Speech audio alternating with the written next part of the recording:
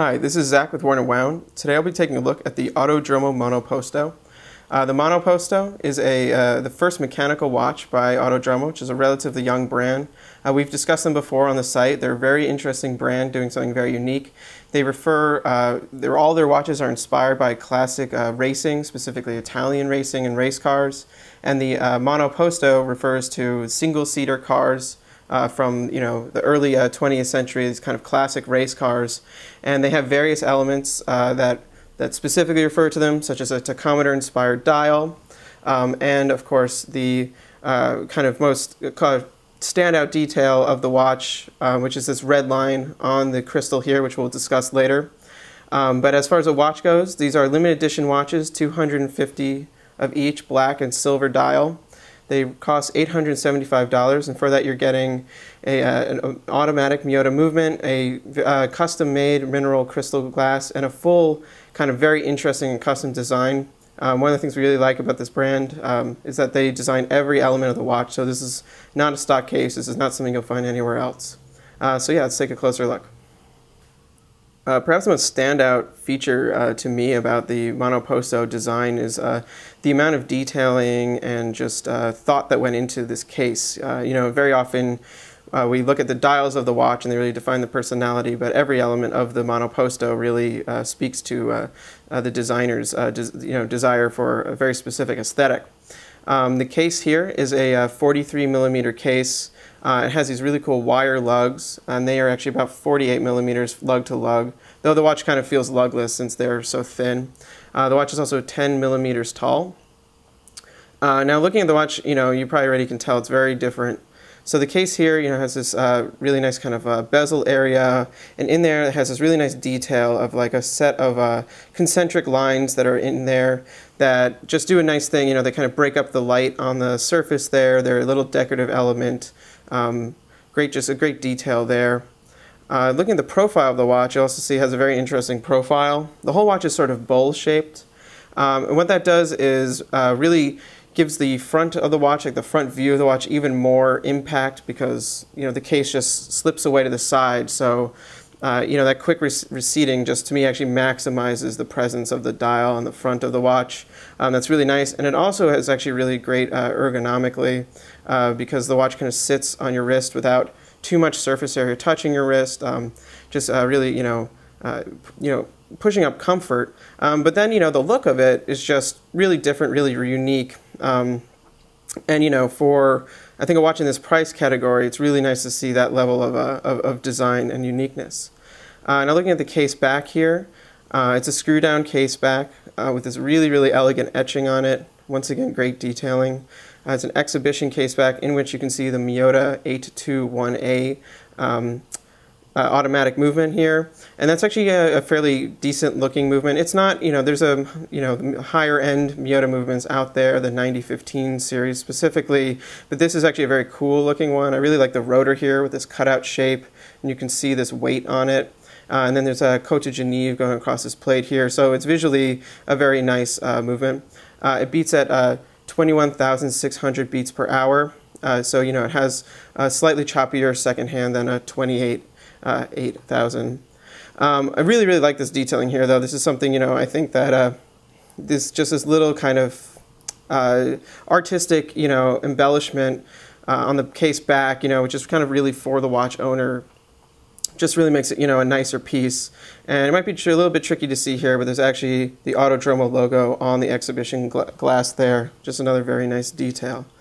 Taking a look at the crown here, it's a 6.3 millimeter crown in diameter, also with the little Autodromo logo there.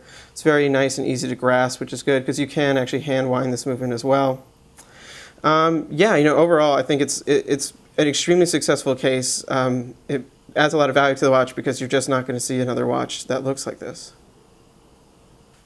The dial of the Monoposto has a design inspired by vintage tachometers from race cars, so that's where the indice design really comes from, and the fact that it has this break here between 1 and 11, as well as the whole design really is inspired by that. And of course the most kind of telltale feature of this watch, the one that I think is might be a make it or break it detail for some people, which is this red line on the domed mineral crystal here. And that refers to where they actually used to put tape on the tachometers of cars, back before, I think, digital limiters, to tell the, the drivers of these race cars basically when they hit their engine's limit. It's a very interesting detail. It's very striking, and I know for some people, specifically people probably with less interest in the cars, it might be a little bit distracting. I kind of like it actually from a branding perspective, and from really making this watch unique. That everything else on the watch is fairly conservative. I mean, even the dial, being inspired by a tachometer, has a very kind of classic design. It's very easily readable, and then you have this almost shocking feature that you're not going to find anywhere else. And in that, I think it's just really staying true to the concept of the brand. And in actuality, it doesn't really affect your usage of the watch, and I'll tell you what, it gets a lot of attention. So it's just a very interesting thing, and it's cool that it's on the crystal too. But now, actually, just looking at the dial, so you have very clean, legible numbers here. You have just a couple bits of text, Monoposto under an Autodromo logo, and then automatic and very small above this floating date window here. I actually really like the date window above 6. Also something I think that kind of refers to a little bit of vintage watches, but also the symmetry on the, keeps it kind of in the tachometer look. I really like it there rather than at 3. Wish I saw that more often. The hands here, then you have the minute hand, which is this simple long needle. Then you have this broader hour hand here with it actually has a perforation in it. So that gives more presence to it. They are both fairly long, but it's very easy to distinguish between the two when you're using the watch. And then you have the red seconds hand here. The watch is also available with this kind of like antique silver, in which case you have silver hands and black numerals going around. On the wrist, the Monoposto is a really, really nice watch. I think it's a very striking design. It fits very nicely on the wrist, and like I said before, the case design really gives it a unique feeling. So it's 43 millimeters, which is pretty big, and it actually, the kind of all dial design really accentuates it, but the wire lugs make it much more comfortable to wear than a large 43 millimeter watch normally might be. And the height of the watch at 10 millimeters is very thin. It's very comfortable weight. It's easily can fit under a shirt sleeve, which is always good for like a daily kind of a watch. I was talking about before, but the bowl shape has this kind of ergonomic element to it, and you can kind of see how the lack of surface area on the wrist just kind of creates something that's more comfortable than a watch that necessarily is wrapping around. I mean, obviously that is not an uncomfortable design because that's what you normally see, but I do think that there was a nice bit of emphasis put on the wearability of this watch. Now looking at the strap of it, so it's a 20 millimeter lug width here. And it comes on this black strap, which is actually an American-made leather strap with this very elegant and simple styling. It's a really nice leather. It's actually, I believe, cut from a kind of single piece of leather rather than a laminated leather. And it has a little bit of like a decorative embossing here. And then they went and they put, instead of like a sign buckle, this really cool roller buckle, which I think just works really well with the aesthetic. And it's something I just really like. It's just a good, choice. I'll actually show you on the other one. You can take a look at the back quickly. There's a little bit of wording on here. It's a really nice strap. It's a little stiff when you first get it, but after wearing the watch for a week or so, it'll kind of bend to your wrist. Overall, though, I just think that this watch, as far as wearability, it's really great, and the look of it, it's a little sporty, but it's definitely elegant. So it's the kind of watch you can really wear a lot. And then it has the shock of this bright red, so it's a little bit standout. A lot of people have actually asked me about the watch when I've been wearing it. So if that's something that interests you, this will definitely do that. The Monoposto comes in some of probably the best packaging I've actually seen on a watch yet, and that is, so it comes in this outer box. This comes in this box, and this just has this really nice graphic. Looks like a racetrack in Italy somewhere, I think. Just a nice graphic, nice presentation, but it's a very simple box. And then inside of it, you have a series of things. You have first this little booklet about the Monoposto with this really, really nice image of a stripped down race car here.